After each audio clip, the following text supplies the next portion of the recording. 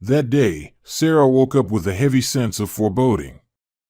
She lay there for a long time, staring at the ceiling, trying to understand where this inexplicable anxiety had come from. The letter from the notary had arrived a week ago, a dry official notice about the need to appear for the reading of her father-in-law's will. Even after her divorce from Rufus, he had continued to treat her like a daughter. He called often, asked about her well-being, and offered advice. His sudden death was a heavy blow to her. Sarah slowly got out of bed and walked over to the window. The spring morning was overcast, with gray clouds hanging low over the city, as if heralding bad weather. She ran her hand along the cool glass, leaving a damp trace from her trembling fingers. "It's okay," she whispered to herself, "I'll manage. I just need to get through this day." In the bathroom, Sarah stared at her reflection for a long time. Despite the sleepless night, she looked composed. A strict business suit, neat makeup, her hair styled into an elegant bun. Only her eyes held a hidden anxiety that no mask of confidence could conceal. The taxi arrived exactly on time.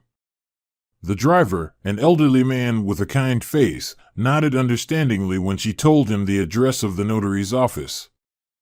"Don't worry too much, dear," he said, catching her tense gaze in the mirror. "Everything will work out." Sarah gave a weak smile in response. And if only it were that simple. 3 years ago, she had left her husband after discovering his affair with a young secretary. The divorce had been hard. Her mother-in-law, Betty, could not forgive her for leaving her beloved son. The car stopped in front of an old mansion in the city center. Sarah paid the driver and, taking a deep breath, headed toward the massive oak door. Each step felt difficult, her legs as if filled with lead. A suffocating silence filled the notary's reception area. The secretary, a young woman with a neat name tag reading Gwen, smiled warmly. "Good morning. Are you here for Bruce? Please, come in, they're waiting for you." Sarah's heart skipped a beat. So, she wasn't the first. Who else is behind that door? She had a feeling she already knew. The office door opened silently. Sarah froze in the doorway, feeling the ground slip away from beneath her. In the deep leather chair sat 3 people, her ex-husband Rufus, his new girlfriend with a noticeably rounded belly, and her mother-in-law with a triumphant smile on her lips. "Please, come in, Sarah." The notary's voice brought her out of her stupor. Bruce, a silver-haired man with an attentive gaze, gestured to an empty chair. Sarah slowly sat down on the edge of the seat, trying not to look at the others. "Well, now that everyone is here, let's begin the reading of the will." The notary pulled a document from his folder. The will was written by John Diaz a month before his death. It was notarized by me and is fully compliant with the law. Sarah felt a chill run down her spine. The last time she had seen her father-in-law was 2 months ago. He had seemed thoughtful, talking a lot about life, about how important it was to forgive. Now, those words took on new meaning. "I, John Diaz, the notary began reading, being of sound mind and memory, hereby make this will." Sarah closed her eyes. Before her inner vision appeared the face of her father-in-law. The kind wrinkles around his eyes, his wise smile. How often he had told her, "Don't worry, daughter, time will set everything right." "All of my property," the notary continued, "including the apartment in the city center, the country house, the bank accounts, and my shares in the company, I bequeath to." A ringing silence filled the room. Sarah felt the triumphant gaze of her mother-in-law, heard Rufus nervously tapping his foot. His new companion, whose name, it seemed, was Viola, was caressing her stomach with a self-satisfied smile. "To my former daughter-in-law," the notary finished. It felt like a bomb had gone off in the room. Betty jumped out of her chair. What? This is a mistake.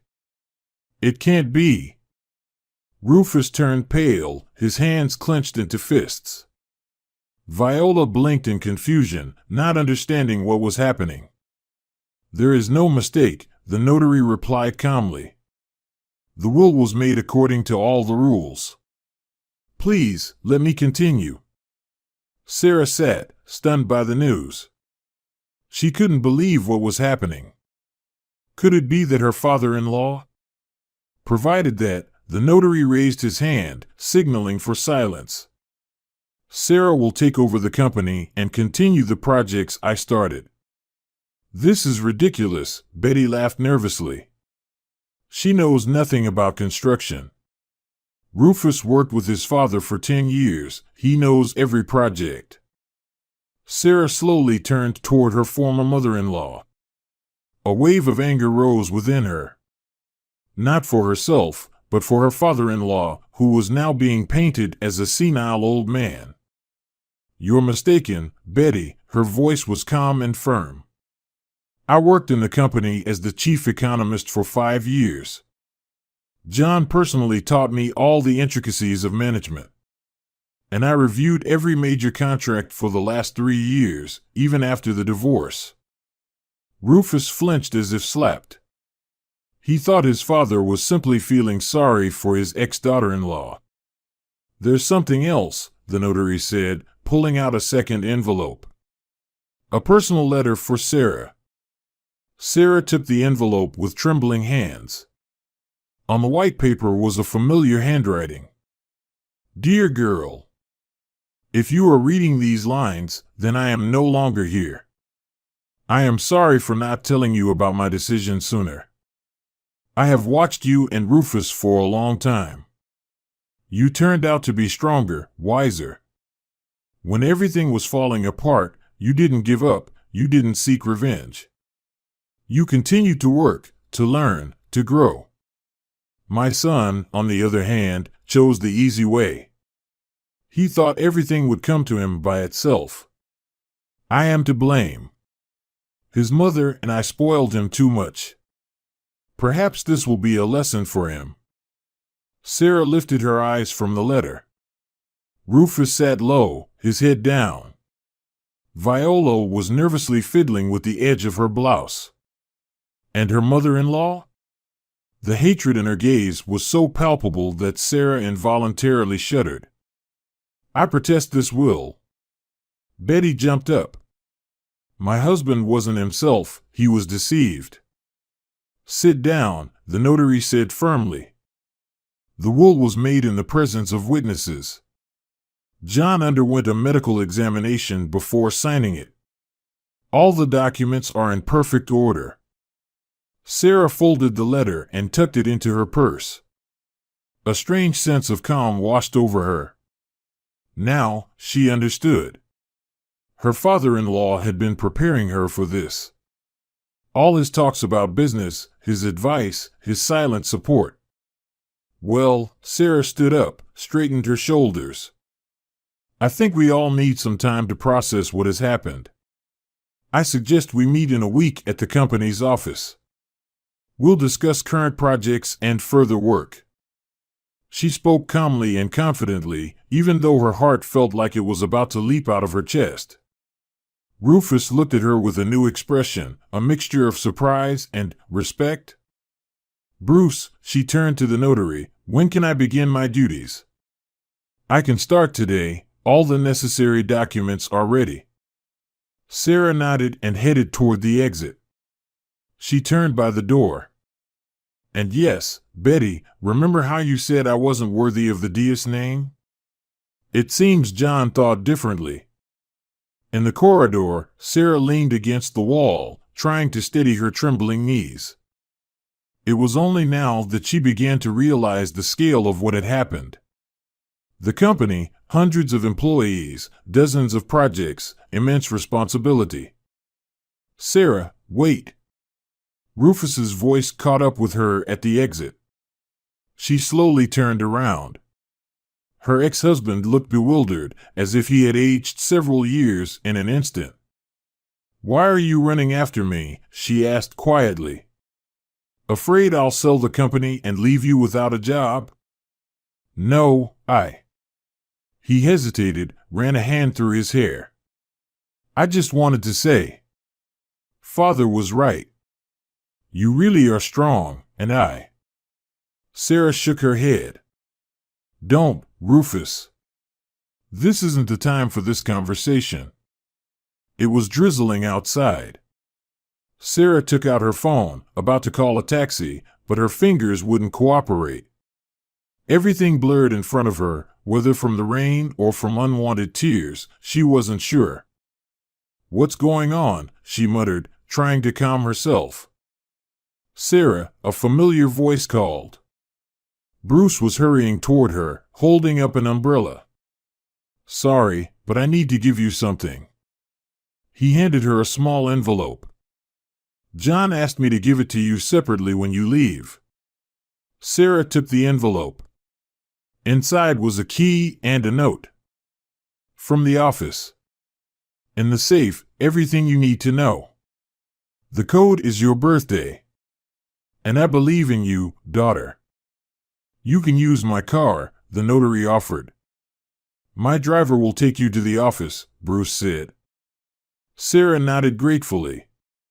It was probably best not to drive herself right now, too many emotions, too many thoughts swirling around. In the spacious black car, there was a quiet calm. Through the tinted windows, the city passed by like a backdrop to some strange play. Sarah took out her father-in-law's letter and read it again. You know, he had written, I've always dreamed of having a daughter.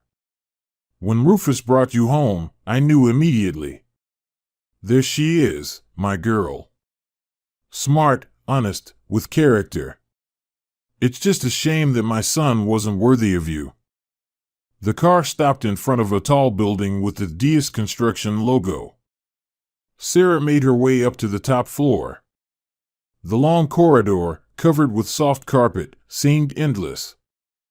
How many times had she walked here with stacks of documents, hurrying to a meeting? And now, she walked as the owner. Her father-in-law's office greeted her with silence and a faint smell of leather and wood. Everything was as it had been before. The massive desk by the window, bookshelves along the walls, comfortable visitor chairs. Only the photos on the desk were gone.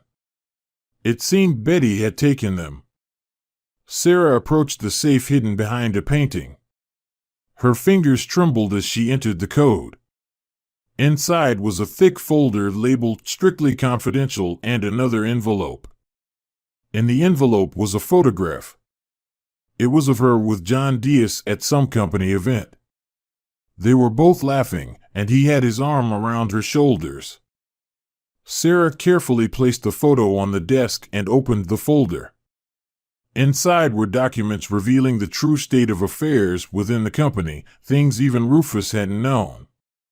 It turned out that over the past 2 years, John had been preparing a major restructuring of the business.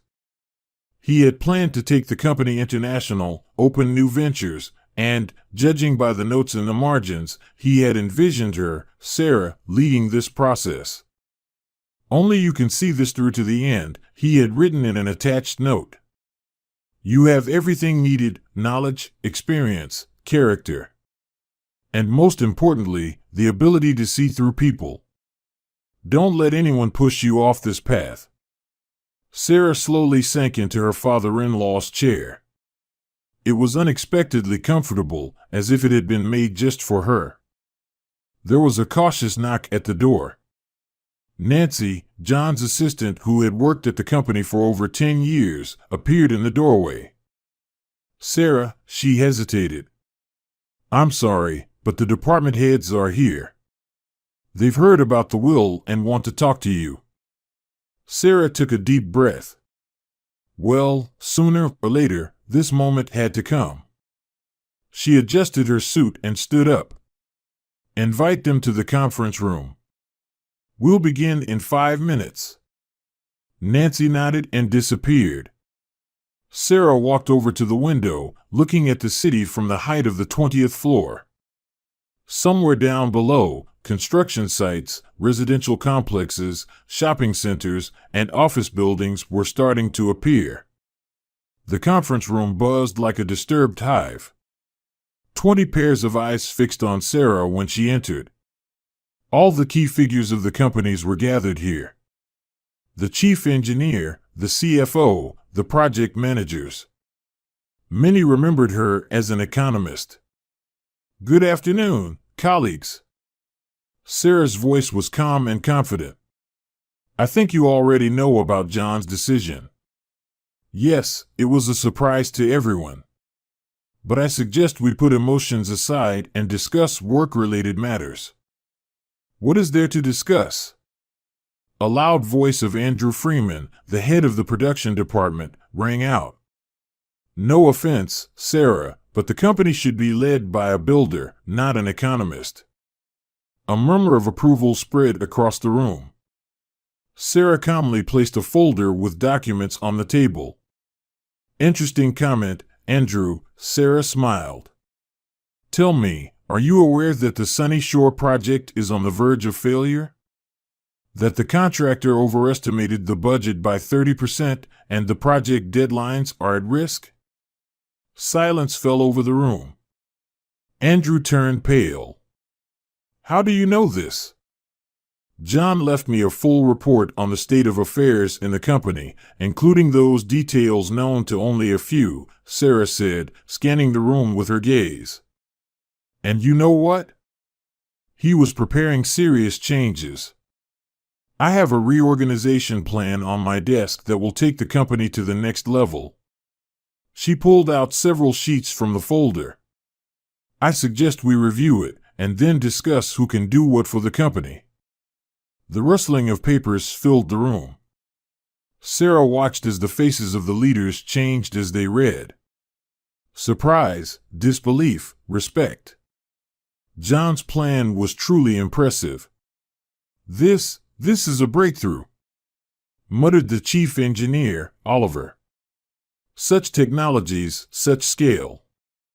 "Exactly," Sarah nodded. "And notice, everything has been calculated down to the last detail. Finances, resources, deadlines. John worked on this for 2 years, and I intend to bring his plans to life." "But how?" someone from the far corner asked. "These are huge changes." "Together," Sarah simply replied. "Everyone in this room has their strengths. My task is to bring them together and guide them in the right direction." "And what about the current projects?" asked Sabrina, the company's chief lawyer. "They remain a priority," Sarah revealed the next document. "Moreover, I propose creating a crisis management team for the Sunny Shore project. Andrew," she looked at the now silent head of production, "you will lead it. Who better than you knows all the pitfalls?" Andrew straightened up, and a flicker of surprise appeared in his eyes. "Do you trust me with this?" "I trust professionals," Sarah said firmly. "And I hold no grudge for the harsh words. The main thing is the result." A murmur of approval spread through the room. The first barrier had been overcome. And one more important point, Sarah took out the last document. It was a list of promising young specialists that John had planned to promote. "I've gone through their files. Impressive. I suggest giving them a chance." Gwen, the head of HR, leaned forward with interest. "Are these the people who proposed the new project management system?" "Exactly. John had noted their potential." "I agree. We need fresh ideas and a modern approach." At that moment, the door to the conference room flew open. On the threshold stood Rufus, pale and disheveled. "Sorry I'm late," he croaked. "Can I join?" An awkward silence filled the room. Everyone knew about their divorce. News like that spread quickly in the company. Sarah felt the weight of dozens of curious gazes. Of course, Rufus, she gestured to an empty seat. We're just discussing the company's development plans. He silently sat down and took the documents offered to him. Sarah continued with her presentation, trying not to look his way, but from the corner of her eye, she noticed how attentively he was studying the papers, making notes. Any questions or suggestions? She asked after finishing her speech. I have a suggestion, Rufus unexpectedly spoke up. I would like to lead the contractor relations department. It needs someone who knows the ins and outs. Sarah looked closely at her ex-husband. There was no sign of the usual arrogance in his eyes, only a businesslike attitude and something resembling remorse. All right, she nodded after a pause. Prepare a detailed work plan. We'll discuss it tomorrow at 10 a.m. Thank you, Rufus quietly replied. The meeting continued for another hour. The leaders took turns engaging in the discussion, proposing ideas, debating. Sarah skillfully steered the conversation, noting mentally who was truly passionate about the work and who was just creating the appearance of activity. That's enough for today, she concluded. Tomorrow, I expect each of you to provide a report on current projects and suggestions for the reorganization. As everyone began to leave, Rufus lingered by the door. Sarah, can I have a word for a minute? I'm listening. She was gathering her papers without looking up. I just wanted to say. He faltered. Dad was right. You really are the best person for this position. As for me, I've ruined everything. Not just in the family, but in the company too. Sarah lifted her head. Rufus stood there, shoulders slumped, no longer resembling the self-confident, handsome man she had once fallen in love with. You know, she said slowly, your father used to say, business is like life. The key is to recognize your mistakes on time and start over. Do you think I can do it? That depends only on you. She turned toward the exit.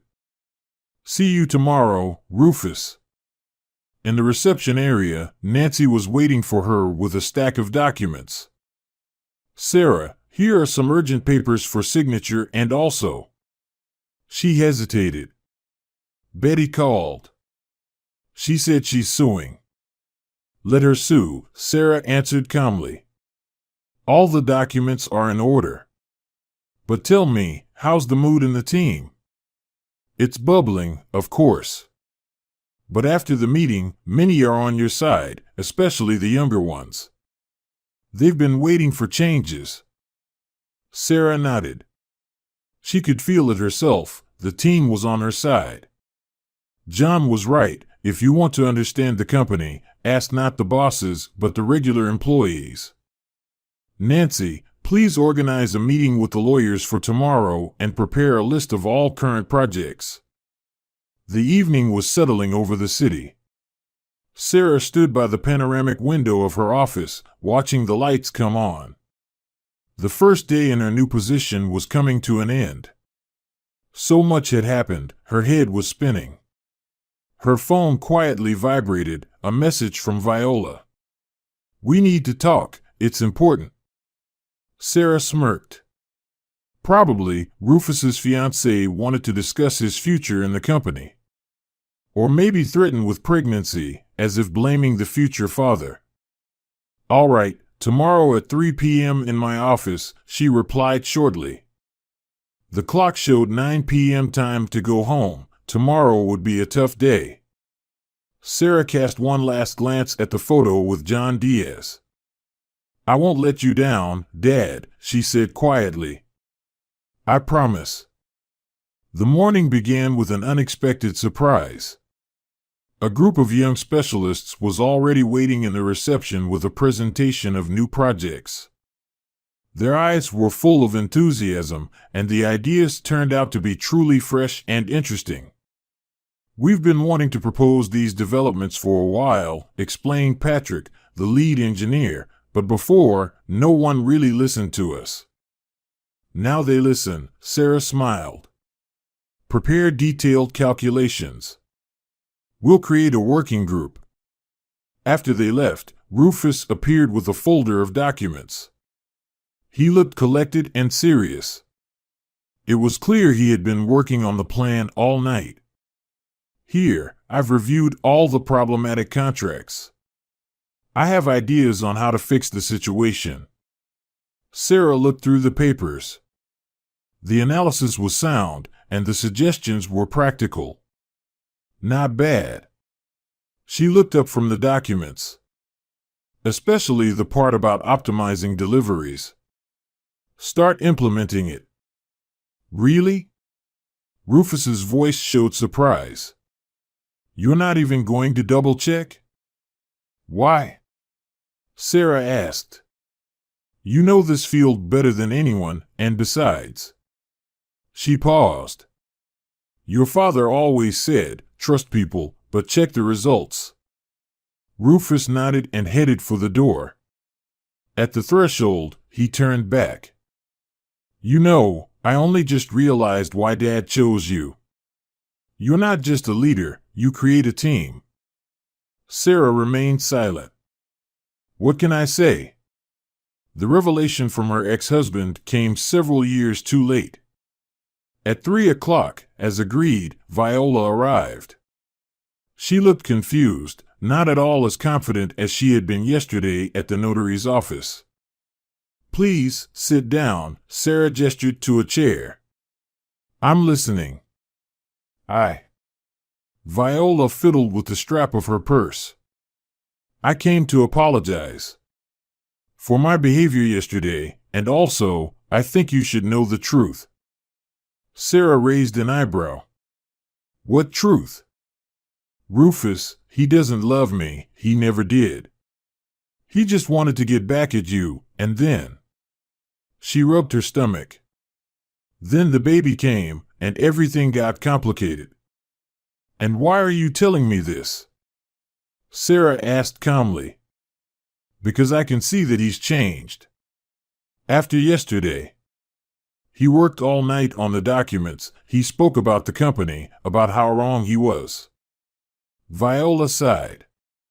He still loves you. Sarah shook her head.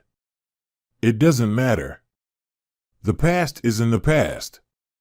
What matters now is whether he can handle his new responsibilities, whether he can live up to the trust.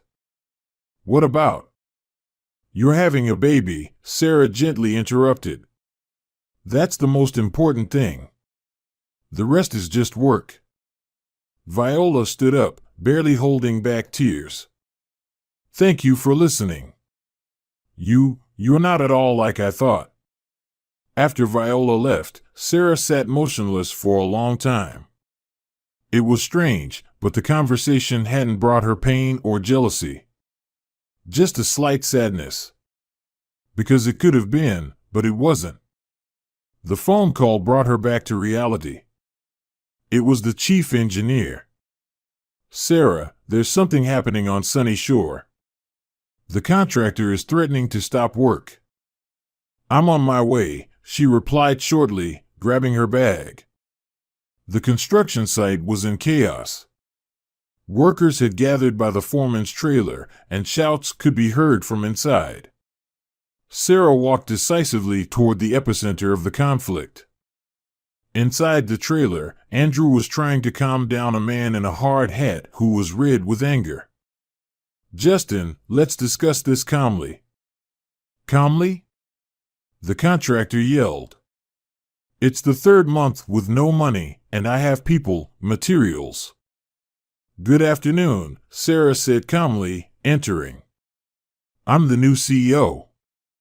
Let's sort this out. Justin froze, eyeing the elegant woman in a business suit with disbelief. What's there to sort out? According to the contract, advances should be. Please, sit down, Sarah pulled out her laptop. Let's look at the documents together. An hour later, the situation became clear. The previous CFO had intentionally delayed payments, funneling money into dubious schemes. Sarah immediately called the bank, and the funds were transferred to the contractor's account. "Now that's business," Justin said respectfully. "Sorry for the shouting." "The main thing is that the construction must not stop," Sarah replied. "Andrew, prepare a new payment schedule. And check all the contracts. There might be other surprises." When she returned to the office, she called the CFO. He fumbled, got confused in his explanations, and then admitted it. Yes, he had been manipulating the money, hoping to make a profit from the interest. "Write a resignation letter," Sarah said calmly. "Do it properly. Otherwise, I will hand the documents over to the prosecutor's office." An hour later, her desk had the resignation letter. And an hour after that, Betty called. "What are you doing, firing people who have worked with John for years?" "I'm firing those who let the company down," Sarah cut her off. "And I advise you to withdraw the lawsuit. Don't embarrass yourselves." In the evening, Rufus popped into her office. He had heard about the construction. "Well done, you solved it quickly." "It was simple," Sarah shrugged. "By the way, we need to check all the financial flows. Can you handle that?" "Of course," he hesitated. "You know, I was thinking, my father didn't do all this without a reason. He wanted us to learn to work together as a team." Sarah looked carefully at her ex-husband. "Maybe. But only as a team, nothing personal." "I understand," he replied quietly, "and thank you for giving me a chance." A week passed. The company was gradually transforming. Young specialists were implementing new technologies, construction sites were coming to life, and a business-like atmosphere reigned in the office. Sarah stayed late, sorting through documents. There was a knock on the door. Nancy entered. "Sarah, you have a visitor. She says it's urgent." At the doorstep stood a tearful Viola. "I'm sorry for the late visit, but I have no one else to turn to." "What happened?" "Rufus, he found out the truth. The baby's not his. I lied to him. I thought it would be better this way." Sarah silently poured water from the pitcher and handed it to the trembling girl. "Tell me everything." The story turned out to be banal. Viola had fallen in love with a married man, got pregnant, and when he refused to leave his family, she decided to set up a romance with Rufus, the rich heir who was going through a divorce. "I didn't want to hurt anyone," she sobbed. "I was just scared of being alone with the child." "And now what?" "Rufus kicked me out, said he doesn't want to see a liar." Sarah sighed. "So, this ugly story was over. Do you have anywhere to live?" "For now, at a friend's." "All right." Sarah took out her checkbook. "Here, this should be enough for now. And a piece of advice, start your life from a clean slate, without lies." The next morning, Rufus didn't show up at work, didn't answer calls, and didn't read messages. Sarah felt that something had to be done. After all, they were not just ex-spouses, but also business partners. By lunchtime, she knew where to find him, a small cafe in an old courtyard, their favorite place back in their student days. Rufus was sitting at a far table, disheveled, unshaven. "May I sit?" she asked. He silently nodded. Sarah ordered 2 coffees. "You know," Rufus finally spoke, "I really wanted to fix everything. I thought, this is it, a new life, family, a child. But it turned into another lie." Sarah quietly finished his sentence. "How did your father manage to figure everything out?" "He saw it coming. He just knew how to see people," Sarah replied, "and he believed that anyone could change, even you." "Do you think I can change?" "It all depends on you. But right now, it's not the time to hide." There are serious projects on the table, and the team is waiting for decisions. Rufus lifted his head. Do you really still trust me? I trust the professional you can become if you stop feeling sorry for yourself and start working. He finished his coffee and straightened up. Thank you for everything. I'll be at the office in an hour.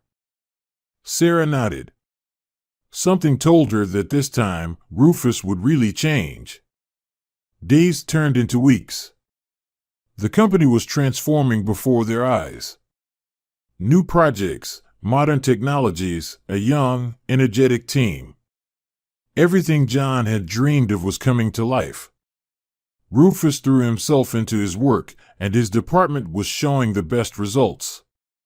He seemed to have matured, becoming more serious and responsible. Betty withdrew the lawsuit, probably realizing the futility of the endeavor.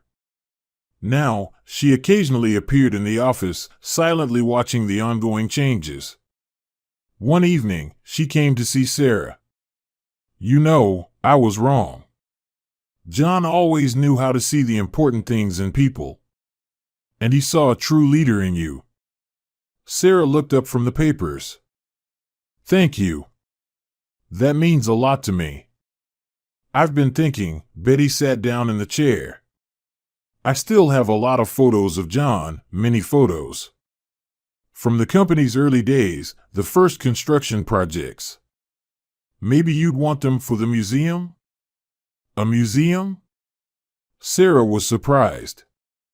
Well, yes, you wanted to create a company history museum. The younger generation would benefit from knowing how it all began. Sarah smiled. Indeed, that had been part of John's plans.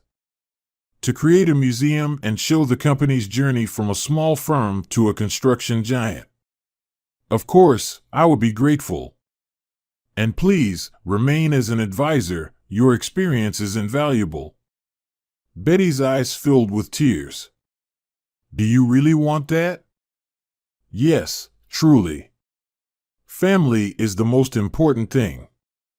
John always said that.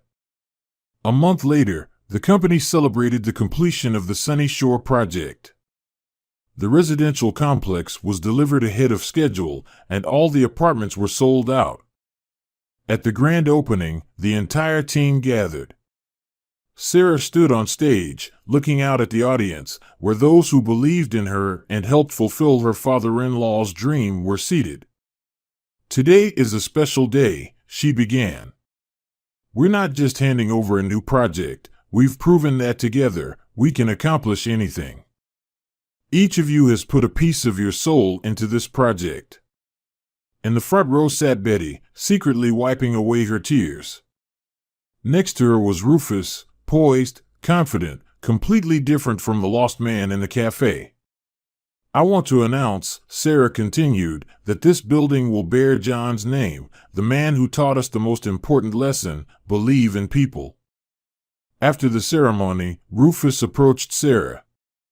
Great speech, and everything went perfectly. Thank you, you did great too. The contractor collaboration project exceeded expectations. You know, I was thinking. He hesitated. Maybe we could have lunch sometime. Just as partners, discuss new ideas. Sarah shook her head. It's not necessary, Rufus. We work well together. Let's not complicate things. I understand, he smiled sadly. You're right, as always. Not as always, just right now. She watched her ex-husband leave and thought how strange life was. Sometimes, you have to lose everything to find yourself. Late in the evening, Sarah returned to her father's office. She sat in his chair, took out an old photo, the one from the company party. They were both smiling, happy, unaware of what was ahead. You know, Dad, she said softly, you were right about everything. I managed it. We managed it. The phone rang on the desk. A new project, new tasks, new challenges. Life went on. Outside the window, the city stretched into the night. Thousands of lights, dozens of construction sites, hundreds of plans for the future. Her city, their city. Footsteps were heard in the hallway as Nancy brought in the evening mail. "Sarah, here's an offer from international partners. And also, the sketches for the museum are ready." "Great," Sarah set the photo aside. "Let's take a look." The next day, the board of directors gathered in the conference room. Sarah presented the new development strategy, ambitious but achievable. International projects, innovative technologies, social programs. "We are not just a construction company," she said. "We are building the future. And we are doing it together." She looked around at the people in the room, young specialists with burning eyes, experienced leaders with their invaluable knowledge, Rufus with his new approach to the work, Betty, who had become a wise advisor. Team, family, John's legacy. The company's history museum opened 2 months later. It was a small but cozy room on the first floor of the main office. The walls were decorated with photographs, the first construction sites, important moments, and the people who made history. In the center of the room was a large portrait of John. His kind eyes seemed to watch everything happening, and his slight smile suggested that everything was going the right way. Sarah often came here in the evenings, looking at old pictures, reading documents, remembering. Here, she felt a special connection with the person who believed in her more than she believed in herself. One evening, Betty found her engrossed in this task. "Do you like being here?" "Yes," Sarah replied. "There's a special atmosphere, as if Dad is still here." Betty sat down next to her. "You know, John talked about you a lot, especially in the last year. He kept repeating, 'Sarah will manage, she has the right character, strong, but flexible.' And you didn't believe him?" "I didn't," Betty admitted honestly. "I thought he was just supporting you out of pity. But it turns out, he saw something we all missed." They fell silent, looking at the photos. So many stories, so many fates. "By the way," Betty suddenly said, "I found another album. The very first project of the company, a 5-story building on the outskirts. John was so proud of it." "Show me," Sarah brightened. They both leaned over the worn album. A young John in front of the under-construction building, happy and confident in his dream. "And I remember this story," Betty smiled. "There was no money, the workers wanted to leave. John spent the whole night talking to them, convincing them to believe in the project." "And they believed?" "He knew how to convince them," Sarah nodded. "Because he believed himself." "How are you now?" Betty said quietly. The same tone, the same look. Sarah felt a lump form in her throat. So many years had passed, yet the memory of her father-in-law remained vivid, growing even brighter. At the door of the museum, Rufus appeared. "Here you are. There's a delegation downstairs, new partners from another city." "I'm coming," Sarah stood up. "Betty, thank you for the album. We'll add it to the exhibition." "Wait," Betty called after her. "There's something important on the last page." Sarah opened the album.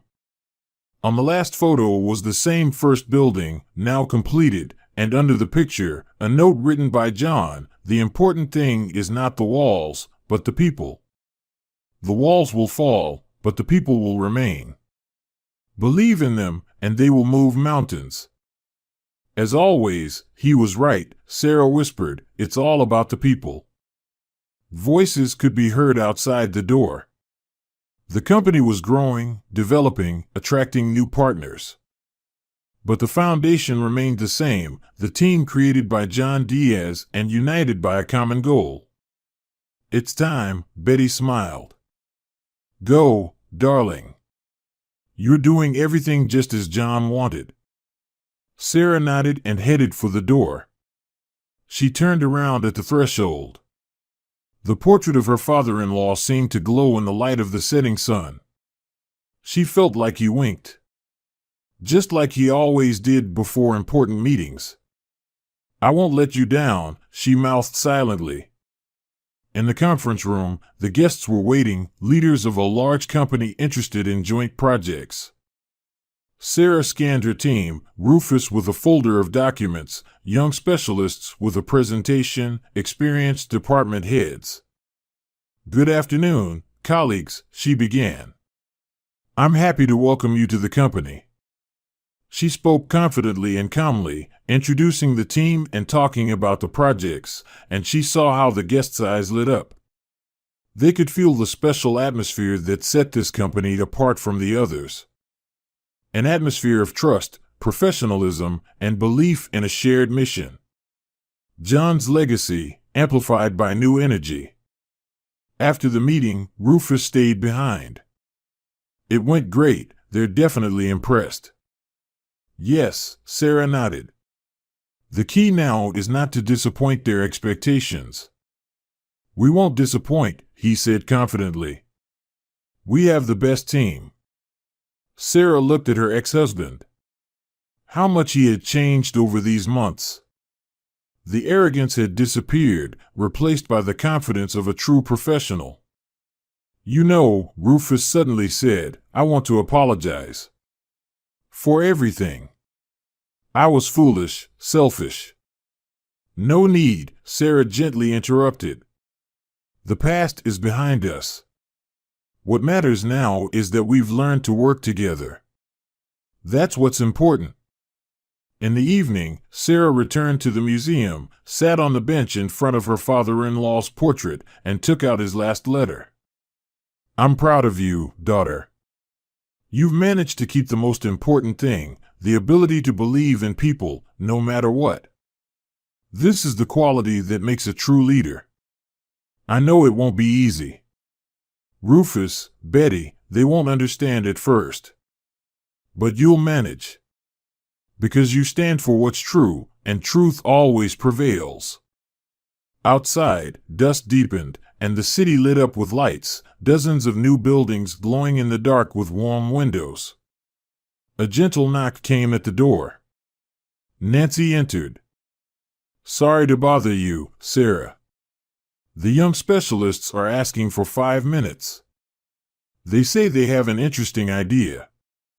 Let them in, Sarah smiled, hiding the letter. Patrick and his team rushed into the museum with bright eyes. Sarah, we've got it.